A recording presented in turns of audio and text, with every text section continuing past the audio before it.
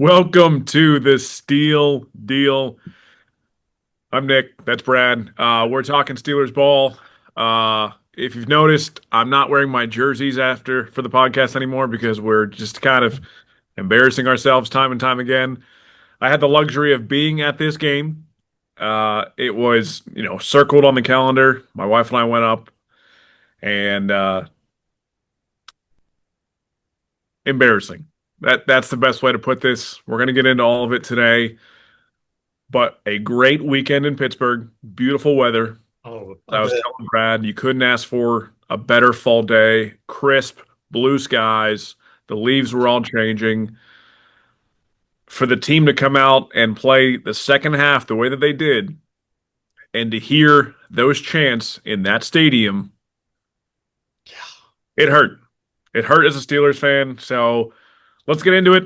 I want to hear, Brad, I want to hear it first. I want to hear your immediate thoughts and reactions. I've got a couple, but I want to hear your perspective because obviously you watched this on TV. Hmm. What did you see? What were you feeling right after? And now here we are 3 days later. Well, it was just my opinion. They're not communicating well. Maybe there's too many egos on the team. Uh, they didn't do anything right in the second half of that ball game. I mean, nothing. That was terrible. And looking at their schedule now, which let me pull that up. Steelers. Talking about the Steelers schedule? Uh-huh. Yeah, I've got it. We've got Indy at Chargers, Cincy at Bears, Bills at Baltimore, Miami at Lions, at Cleveland, and then versus Baltimore. Okay. So I'm going to go ahead and call it now. In 2 weeks, this team's going to be 4-5. Hmm. And they are staring down the barrel of finishing if this play keeps up. And I don't know what they can do to turn it around because at some point, all this wheeling and dealing and trading they keep doing to try to plug holes up, at some point, you got to dance with the guys that you started the summer with. And this, oh, yeah, we got to bring this safety in from New England. Do you know what that dude's getting paid? Hmm. Have you More than seen more his than you and me. contract? Yeah, he's Oh, getting yeah. Just because you got a guy that now they don't think Deshaun's going to miss the season. They're like it's a hyperextended knee. He'll probably be back. But what did they do? They ran out, they panicked, and they gave out a low pick, which isn't really a big deal. But the money this guy's making and how much they're going to absorb, even if they don't keep him around. Yeah, well, I want to talk. I do want to talk about Kyle Duggar. So, fun fact: Kyle went to Lenore-Rhyme, which is where I worked for about a year. Oh, Division two school here in Hickory, North Carolina. I've never met the guy, but I came in, a couple years I think the year or two after he was drafted. Everyone okay. speaks so highly of him. So I'm excited for that reason. But in Hmm. regards to the money situation, they actually essentially they bought out the back half of his deal. So he's only going to be with us for this year. And the Patriots are paying his what they've already paid, and they're agreeing to pay more. But I'm with you on we're patching the boat and we're still sinking because the Patriots have been trying to trade this guy since they signed him to a contract extension last year.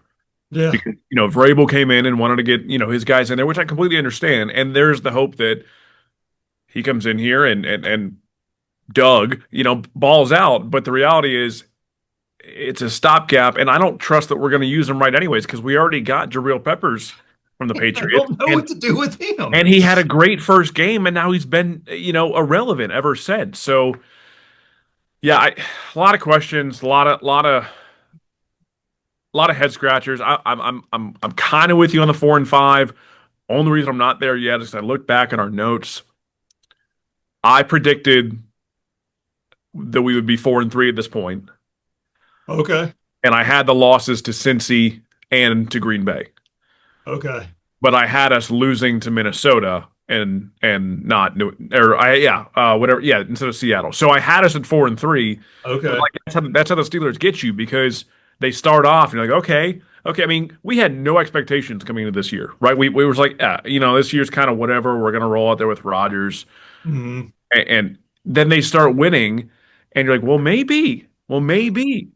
And I can tell you this: I was sitting there Sunday morning in Pittsburgh at my grandfather's house reading the Pittsburgh Post Gazette, and there was an article about Aaron Rodgers. and it mentioned the Steelers bet on Aaron Rodgers and it's paying off, or Mike Tomlin bet on Aaron Rodgers and it's paying off. I think I read that. And I turned to my grandfather and I said, I'm all for what Aaron's done. Aaron's not been the problem.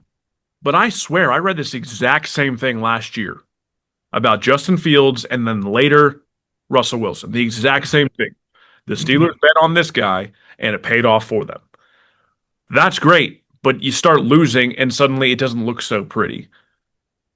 It was a mess. The first half was great. I will say the Packers fans are over for the most part. Obviously, you got some your here and there are great. It was friendly. Just a complete takeover of Acrisure. We're sitting there in the pro shop. We're going to walk through the store, and there's so many Packers fans, and they're in line to get in the store. And my wife says, "What are they getting at the store? They're Packers fans. Why do they want Steelers gear?" And they're walking out with terrible towels. They're walking out whatever because I think there's a level of respect between the Oh, franchises. okay. That's You awesome. know, like I would love to go to Lambeau. I would absolutely Yeah. love Lambeau, and I'd probably get like a small little cheesehead thing just because like that is it's an iconic franchise, and I like to think that they feel the same way about us. Just Apparently. yeah, just so like I said, it was a great first half. What did you think of the uniforms under the lights overall? They look fine. I was like, I don't remember the 94 uniforms looking exactly like that, but so I pulled a picture up and they were a little bit different. They had that crest Yep. right here. That crest was like big in the center of that 94 Yes. jersey. Yes. And So, there's a reason for that. The NFL, so the uniforms, I'm a uniform guy. I love them. The uniforms that the NFL wore as throwbacks in '94 were the authentic 75th anniversary jerseys. They were like exact replicas. Okay. uh-huh. Once these mega billion-dollar TV deals started getting signed, they made it so you have to have the number as the largest thing. The Oh, number being tucked on the chest, it has to be the Steelers and these other teams have had to have some workarounds on their throwback okay. jerseys. But yeah, so it wasn't a full throwback. Look, they are awful jerseys, but man, I love them. Like they're just fun. Like the Bumblebee jerseys are so bad, and then we kept winning in them. Uh, So people are like, "Oh, bring back the Bumble." At least and now people are calling for the Batman jerseys. Like we don't have a whole lot the of. Batman jersey is what I have. I've got a Heinz jersey like Yeah, that. So I they're really just like fun. those. They're just fun. So I thought they were. My only gripe with the uniforms is why did we wear them against the only other primary yellow team in the NFL? Like we could have played pretty much any other team on the schedule except for maybe the Chargers, Hmm. and it would have been completely fine.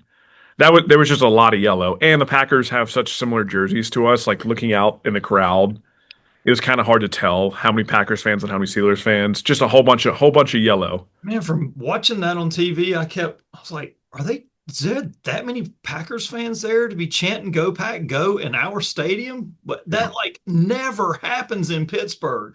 That's yeah, how far the team has fallen. yeah. There were a lot, but I do want to preface it wasn't that bad until the third and the fourth quarter, and that's when you Yeah, started. yeah, It's you're right. pretty bad. It was friendly. I mean, again, first half on the third downs, you'd hear some "Go Pack, Go." That's more of an indictment on Steelers fans. I think I have many issues with stadiums in general. Hmm. We talked about this. The right fans aren't in the right spots. You should be up the entire game. Yeah. I'm a firm believer you should go home every game with a headache because you're screaming too loud. Um, and now not everyone agrees with that, and that's you spend your money how you want, but again, you hear the stories of tailgating outside Three Rivers, and it's 20 degrees, and you got a liquid blanket on you, Hmm. and that was home field advantage, and there's not as much of that anymore. But again, up until about 10 o'clock on Sunday night, it was a perfect day in Yeah. Pittsburgh. So, let's get into some positives and negatives. What did you see anything positive that jumped out at you? Well, I did notice, and you correct me if I'm wrong, if you saw something different, but Broderick held his own right there. The pressure they were getting with what is that guy's name? The Micah linebacker. Parsons. Micah Yeah, Parsons. Micah Parsons. He was going up the middle. He was attacking Mason McCormick in that gap to get in Yeah. there to Aaron Rodgers, and they weren't plugging it up. Well, like Jalen staying back there and being a second line of defense to protect Aaron. But when he was rushing on Broderick's side, he wasn't getting anywhere. I Yeah. didn't see any pressure come from the corners on either side of the offensive line. They were having to go up the middle to get to him. Yeah. Yeah. I think Broderick played well. I think not only did he, hold his own, I think Pat, gotta give him credit here. I hate doing this. I think Pat Meyer schemed a good game. If Broderick was starting to get overwhelmed, they would double. Uh, Mhm. Anytime you can come out of a game against a pass rush that is as violent as that, obviously we Rodgers wasn't sackless, but there's a lot of other issues that accompany that. I don't necessarily put those on Broderick Yeah. or Troy or Troy. I think both. We have such a young offensive line. Hmm. Seeing growth is important. And I think the growth that we've seen from week one to week now, whatever we in week 8, I don't even know. I think. Uh, Yeah, going into week 9. Yeah. yeah, that's. I think that's pretty incredible. That kind of ties in. I thought the run game looked really good in the first half. Jalen Warren is just getting better and better. Hmm. Still don't know if Caleb Johnson is alive, but Yeah, you he didn't touch the field in this game know, that I it's just saw. no. I don't understand that. But Jalen's playing well. Unfortunately, the reality is he's one bad cut away from Kenneth Gainwell, and Kenneth Gainwell has been a serviceable running back, third down running back, but whatever. And I thought we controlled the flow in the first half. We need to score touchdowns and not just rely on Boswell, but that's been a problem for 10 years. You Yeah, know, we have what I think is one of the greatest kickers of all time. That's awesome. Let's not have to use him every time we go out there. exactly. It felt like we were in control in the first half, and I thought the turning point for me was kind of the last drive they had in the first half. They're keep in mind their kicker missed 2 field goals and an extra point, I think. Yeah. So Two, in both three of was those were in the just first two half. field So goals. yeah, so it could have been a lot different. It just after we came out of the half just completely empty. So all right, give me just two of your negatives because that could be the whole episode. Well, I mean, just coaching top to bottom. I mean, this is just we're experienced. This is like the fourth straight year we've had this just, nothing. I mean, Yep, this team's just falling flat. I'm firmly in the camp now and I pretty much have been is love Tomlin. He's a great coach, but his message is stale in there. And not only is his message stale, things aren't being handled from the top with art. I mean, yeah, Dan Rooney wouldn't stand for this. Dan was like, look, we're going to get this cleaned up and we're going to start winning some ball games again. Somebody's got to go. And Art is just looking at his bank account. yeah, I mean, he's a business guy. He's not a football guy. Well, he needs to let a football guy handle things and he just yep. needs to stroke the checks. And that's what his dad was. That's what Dan was, right? Dan was the football guy, and he really guided this franchise into what it is now. Mm-hmm. And I can't, it's easy to sit here from our perspective and say, "Oh, it's this fault, it's his fault, it's his fault." It's everyone's fault, Oh, yeah. right? It's whether or not Tomlin is or is not the coach for the Steelers, in our opinion, is irrelevant because he's going to be. I Oh, feel like yeah. we can go ahead and just skip over that. There's no use even talking in hypotheticals because he's going to be until he doesn't want to be. And every year, it's the same stuff. It's why are we not adjusting? If you look at the tape coming into the game, Jordan Love this year is the best quarterback in the NFL against the blitz. So what do? You blitz him almost every single time. At one point he had 21 straight completions. It Yeah. would besides the garbage time touchdown in the second half, they outscored us 28-3. Yeah. We didn't adjust, and that's again it's every time we talk. It's Tomlin does not they don't adjust, and I kind of disregard the press conferences that he has on what Tuesday because he's not going to get up there and say yeah Terrell Lawson did a terrible job, we're going to fire Yeah. him. No. He's not going to say that, and I understand that some people want him to say that, but it's not going to happen. I The frustrating thing is we can't do anything about it because Mm-hmm. the one thing we all know is Mike Tomlin will be the coach this year and next year and 2027. It's just going to keep happening. I have a lot of issues with Art. I think losing amplifies that. I think the attention on the field surface amplifies that. I think the player surveys, the NFLPA surveys that come out every year, and the Steelers get an F or a D in pretty much everything because we don't invest, he doesn't spend money. Yeah. It's discouraging because we should be better we can't just rely on the logo to be the franchise. Like we Yeah. It's have to like there's create the culture. no pride in, owning that team and making sure that they're contending on a Yeah. regular basis. He's just, it feels like we're becoming Dallas of the North. It does, except I, Dallas is out for all the things that they have wrong. Jerry Jones spends money. Maybe not to certain guys, obviously letting Micah Parsons Yeah. walk, but Dak's the highest paid quarterback, one of the highest paid quarterbacks. CeeDee Lamb's one of the highest paid wide receivers. Like he pays their guys. Mhm. So it's very frustrating. I'm big negative for me is we just completely abandoned the run in the second half. Again, if Jalen's running as well as he is, if the offensive line is playing as well as they are, why do we just abandon that? I think at one point he was averaging like 8 yards a carry, Yeah.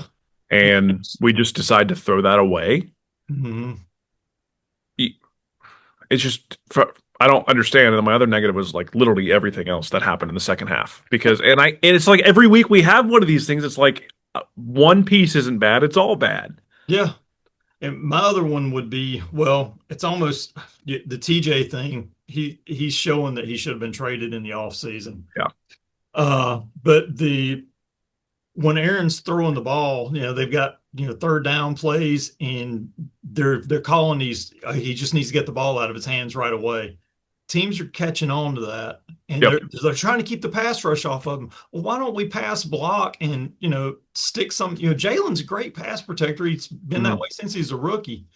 I'm yep, sure he can be a second line of defense in the middle when somebody gets by Mason to give Aaron time to throw the ball, but they're treating Aaron like he's fine china. And if yeah, you treat your quarterback like he's fine china, maybe he shouldn't be out there. I mean, yeah, let the guy play football. yeah. I think that the pass blocking with Jalen is a great example because you watch a lot of these teams who have no, pass catching backs. Chase Brown's a great example, and they chip and then they roll out, and they catch it underneath, and then like it's a pass, but it's effectively a run that allows the quarterback to see the entire field before he makes that decision, and we don't do that. And yeah, Darnell has been pretty darn good all year long, and we hardly played him. Yeah, I don't, just The I don't understand why we go away from what's working and stick with what's not on defense. I looked at the PFF stats, which we all have issues with. Nick Herbig has like one of the best pass rush win rates in the NFL, like matching snap by snap with some of the top guys. And his snaps have decreased every week. mhm. Chuck Clark does not need to be anywhere on that field, and he's out snapping Jabril. It's just like it's these things that we're doing that I'm like, what are we looking? What are we watching in practice and on film that think that we're going to work on the 2 point conversion in the second half? We had 10 men on the field. Wow. It's like, and yeah, Alex Kozora, who's a Steelers reporter or whatever, I think he pulled the stats. The Steelers lead the league in that in 10 men on the field penalty or like not penalties but situations since like 2011. They lead the NFL. So it's not. It's just it's not a coincidence. Yeah, that's coaching. Yes, it's yeah, Get you guys ready, get them out there, get everybody where they need to be. If they don't know where they need to be, well, why didn't you tell them? yeah, I feel like some of this stuff with the players in one and Darnell's doing so well for us, and it almost makes you wonder if there's some kind of locker room politics going on right now. Whereas Herbig yeah, should be getting more snaps than Highsmith, because I mean yeah, the production, you see the production out of Herbig, you don't necessarily see it out of Highsmith. yeah, yeah. And are they trying to Bob Nutting their way into paying guys less? Yeah, I mean, Is that what we're looking? Because again, we know that. Okay, first of all, yeah, Art Rooney is more wealthy than you or me will ever be. But in terms of the NFL, he's fairly cash poor. mhm. Is he trying to find a way to pay guys less? I don't think that's it. I don't think Art's that bad of an owner. I really I would don't. hope not. Yeah, I think he's got a lot of issues, but I don't think it's that. I think it's just Mike Tomlin thinks that his guys will win every time, and they're not. Darius Slay, we kind of raised our eyebrows at the signing. We're like, this is a 34-year-old cornerback who has injury concerns. Okay, maybe they're bringing him in for a vet role. Okay, well, why is he getting the second most snaps until he got Yeah, benched? He he's got listed benched. as a starter. I mean, Yeah, come on. I mean, I was fine bringing him in as long as they did. I can't remember what they signed him for, how much money, but as one long as one he, year, 10 million. ooh, okay. Right. But bringing him in and say, okay, you're going to be our dime guy. You might log 10 snaps a game, but you're going to be the Yep. eyes on the sideline for our young Yep. DBs and help bring them along. Yep. Fine, but don't bring this guy in to play 50, 60 snaps a game. Yeah. No. Yeah. It's so funny how things can change. 8, 12 weeks ago, we were talking about how our secondary is a strength, and now once again, it's a weakness. Joey Porter Jr. has not. He's regressed since his rookie year. Hmm. Where are we not coaching? Like, what are we doing that these guys aren't developed? When's the last defensive back we developed? Yeah. We've just been plucking these guys off different rosters because, it. I saw the longest tenured DBs are Joey and I guess technically Miles Killebrew, but he's not really on the roster. It's like Yeah. we haven't actually developed anyone. Oh, it was James Pierre, who's our. Okay.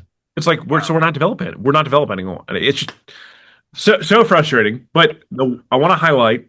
We've talked about him a couple weeks this year. Roman Wilson. Yeah. He came out in the Roman? first half and caught that 45-yard pass. I was like, all right, I'm ready to see this crank up. Absolutely. A beautiful adjustment. Like just to see Rodgers, like obviously when you're there, you can see more, and just to see him direct traffic and see Roman's body twist and just go, I was like, oh, and I saw it, and it was beautiful. Yeah. I'm kind of iffy on that touchdown catch. I don't. It's kind of weird. Like he obviously he had it, but it is a weird. Did you see it? Yeah, and they called in, was it Terry McCauley, the ref that they have on Sunday Night Football? They Okay. asked him what he thought, and he's like, look, he catches the ball, he demonstrates possession of it, he gets both of his feet in. They're like, it's a dead play at that point. He scored that touchdown, and then he raked it out of there. Okay. Well, Jesse James caught that ball too. Then that's for sure. Exactly. Let's revert back to that. No, Roman was 4 catches for 74 yards and a touchdown.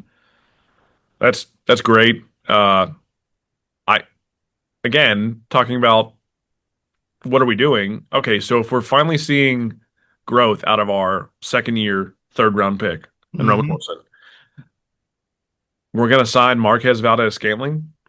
Yeah, just because he's an old buddy of Rogers from Like, don't get me back wrong, then. I know he's got speed. I know he's got speed, but you got to bump someone down the roster. Are you gonna bump Calvin? No.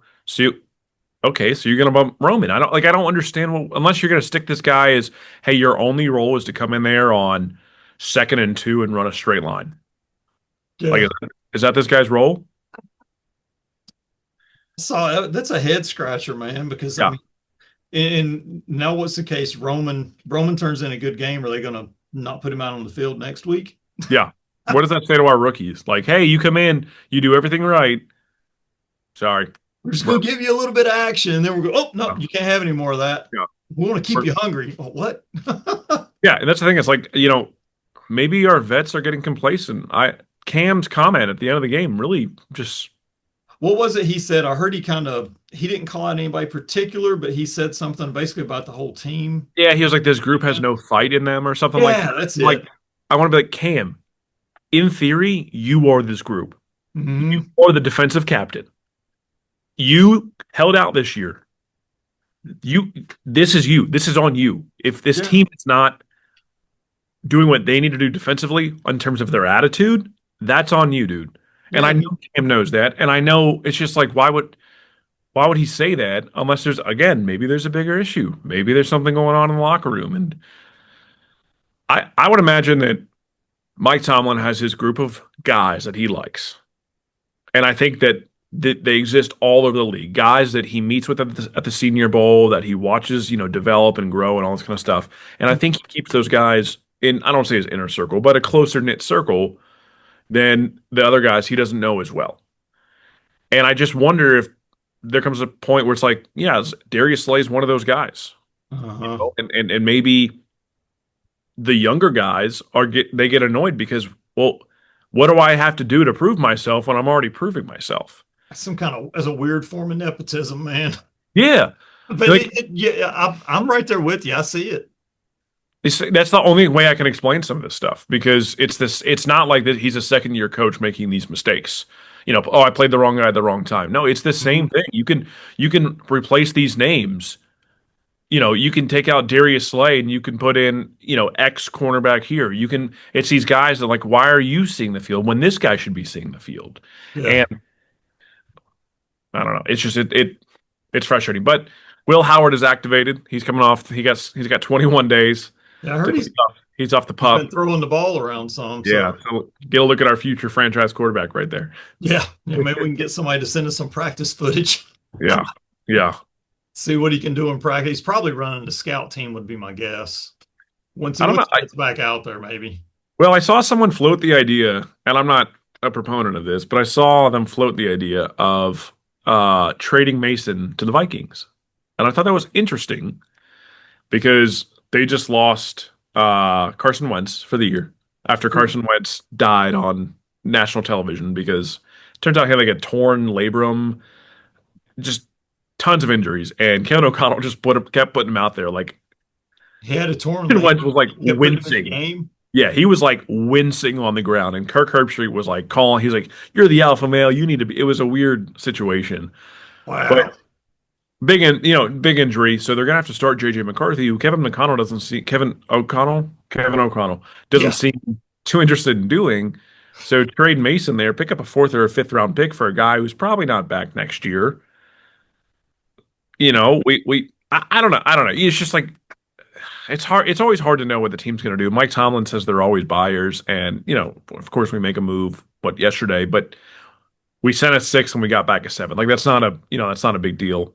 That Uh, would allow us to keep Skylar and Will if yes, we did that. So yes. So I don't know, and who knows? Who knows? I can't pretend to know what the team's thinking or what mhm. Mike Tomlin's going to do. But the one thing I know is that for whatever reason, I'm going to be watching the next week. Yeah. It was sitting there in the fourth quarter, and That like schedule. yeah, I was so tired, right? And so the whole thing with Pittsburgh is like of course you can park and go to the stadium. There's not a whole lot of tailgating around. Well, there's like two parking lots. So we take the T, which is the train, the Pittsburgh train. We take that into the city, and when you're going into the stadium, it's really cool because we get on pretty far out. Shout out Castle Shannon if you're in Pittsburgh. We get on there, and as you get closer to the stadium, it fills up, right? It gets more and more crowded with the Mhm. jerseys and the game day feel, and it's really, really exciting. And then you come out and you walk up and you can hear the vibe. It's all there, whatever. So first of all, Sarah and I were upset because the past couple years that we've gone to a game, we've gone to Voodoo Brewing on the North Shore, which is Oh, just sounds cool. it's a neat little place, whatever. Was it the coolest thing about it was you could order drinks and food from your phone, so you didn't need a waitress or server, so they would Okay. just bring you whatever you wanted. But they closed 4 months ago permanently, so we had to pivot. We went next door to, where did we go? Short. We went to Shorty's, which was right next door, and Okay. it made both of us realize we're officially old because you walk in and they're just like pounding music, and we were like, "This is awful. This is terrible." I was like, "Get me out of here." Got a couple beers, and then we walked to the stadium. When the team comes out, it's the juice, the introductions, it's nighttime, they got the fireworks. It's like it's a really cool atmosphere. When it's 11 o'clock, 12 o'clock, and the team has no fight in them, and you're surrounded in the city you were born in, and it's your favorite team in the world playing, and all you hear is "Go Pack, go." Yeah. If there's a camera on me at any point, which there was early in the first quarter, you would have just seen me sitting there like this. Yeah, I'm sure. Oh, Someone stood up in front of me. I didn't even care. I was like, it doesn't matter. It doesn't matter because it's going to come out flat, whatever. And then to leave, you got to do all that in reverse. And we're riding the T back, and we were both so tired. I'm like one eye in it on the train, 35-minute, 45-minute ride back, and just Packers fans in there. They're all juiced up. Um, Ooh. it, it's just a shame. It's just a shame because it was such a perfect weekend in Pittsburgh with my grandfather, and to have it end like that, and I have to drive back Monday morning, and it's pouring down rain in North Carolina, and it's just Mhm. like, you're just like, man, And it's not stopping. I yeah. And I was like, if think it'll only we would stop have won. sometime tomorrow, but Yeah, but that's the team, man. That's how it goes, and you know what? I'll be back there in 3 weeks. So it's oh, cool. try it again. Yeah, going up with Dad for a game. Which game are you going to? The Cincy game. Oh, okay. Yeah, I was just looking at that in November. Okay, Yeah, cool. so we'll go up to that, and you'll find me back here in 3 weeks. It'll be the same situation. What are we doing? So Yeah, I mean, I looked at the schedule after that game was over, and I was like, well, I can't see us beating the Colts and the Chargers. Maybe, but we're going to Los Angeles to play them. I don't see us winning that game as things stand right now, the way they performed Sunday. The Cincy game's winnable just because it's the Bengals, but it's yep. not like it's a slam dunk, that's for sure. The Bears, I don't see us going into Chicago and winning with this team. Then we got Buffalo. I, I mean, and then we've got Baltimore. Now Lamar's coming back. What, this coming weekend? Yeah, of course we missed the whole Lamar thing. Yeah, I can see we could possibly beat the Dolphins. I don't see us beating Detroit in Detroit. Then we got the Browns, which will be a toss up because that's in Cleveland. I mean, this team's Yep. looking at possibly being 6-11 when the season's over with. Best case, 8-9. Yeah, it's so interesting because everything in your gut and my gut says we're getting blown out this weekend, right? Indy looks Well, if amazing. they prove me wrong, I'd love them to, but I just But would it shock you if we're sitting here in a week and it's like, oh, the Steelers won, and we're like, okay, we're back on track. Let's go, because that's what it's Mike Tomlin. You win the games you lose the games you should win. You win the games you should lose. That's why I look at it. I'm like, yeah, we probably will lose to Indy. We probably will. mm, But there's a weird thing. They got Lou Anarumo, who's former Bengals defensive coordinator. okay, History shows we slice up a Lou Anarumo defense. Okay, so Mike okay. Tomlin has got that defense on lock. Counterpoint: Shane Steichen is their offensive coordinator. When we played against him, whether he's been in Indianapolis or with Philly, slices us up on defense. Oh, okay. So it could go both ways. Chargers, I think if that game was in Pittsburgh, that feels winnable. But because it's West Coast, Sunday night, on And the last I time, mean, you put Rodgers and Herbert beside each other, and then both of them have weak defenses. I mean, yeah. Herbert's going to win that game. Although the last time we were in LA against the Chargers on Sunday night, was that the Mike Vick legacy game? No, I think Ben was still on the team when we Yeah, won. but he was injured. He was injured that year. It would have been at Oh, I least think eight. there. I know which one you're talking about, but I think there was one more after that. Okay, okay. Because I was just trying to remember. And then yes, Cincy should win, but who knows? I I will probably lose to Chicago just because we're at Chicago, and I think Ben Johnson is an incredible play caller. Caleb Williams has not looked great. We'll win. We'll split Baltimore probably. We Mhm. should beat Miami. We'll probably lose to Miami and beat Detroit, right? Yeah, yeah, But and then I don't know. The Browns are really bad this year. Myles Garrett had 5 sacks though on Sunday. yeah. I mean, it's something about when you get them in their stadium. It's like their Super Bowl, and the players get up for it. The Yeah, fans get up for it. It's like that snow game. Was it last season? yeah, Yeah, we yeah, laid an egg out there, and yeah. Pickens got in that fight, and I mean, it's just not it's not a slam dunk. I mean, there's very few slam dunks, but looking at the schedule based on these last two games, it's like these guys might turn in a pretty bad season and end up with a high draft pick and some serious questions about whether they're going to keep Tomlin around or not. Because Yeah, we finished 6-11, and everybody's going to be on Art Rooney's tail. yeah.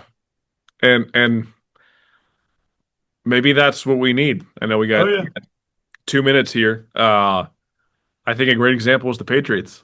They were the dynasty, right? Greatest dynasty in football Mhm. for 20 years.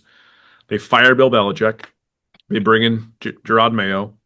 Didn't work out. Fired him. Bring in Mike Vrabel. They're 6-2 with a quarterback who's looking like he's going to be a top five quarterback in a year or two. Telling you, man, I wanted Vrabel to come to Pittsburgh after Yeah. Tennessee let him go. I was like, Oh yeah. please, can Tomlin and bring Vrabel into Pittsburgh because that would be a good thing. Yeah. So maybe we've been doing this, and maybe we needed to do this. So Yeah. I don't know. I don't know. All right, real quick.